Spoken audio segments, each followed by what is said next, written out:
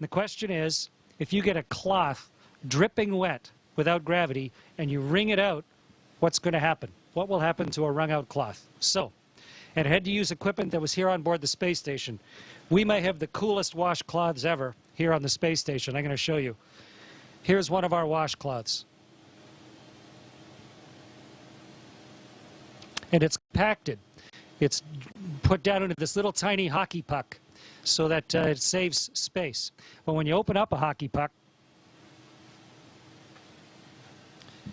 and you pull out your washcloth, this is the one I'm going to use for the experiment today.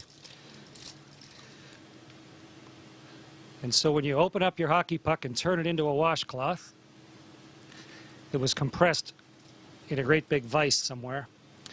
Okay, so here's my washcloth, like a magic trick. And now I'm going to get this soaking wet, and then we're going to see what will happen when we wring it out.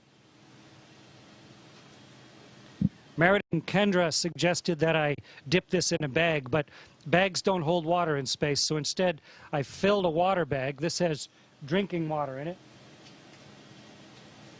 And I'm going to squirt a bunch of water into this washcloth.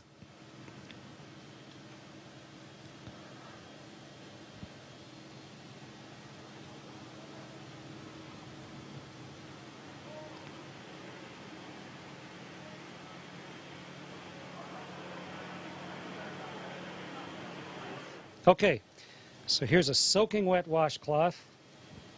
Get the microphone so you can hear me while I'm talking. And now let's start wringing it out. It's really wet.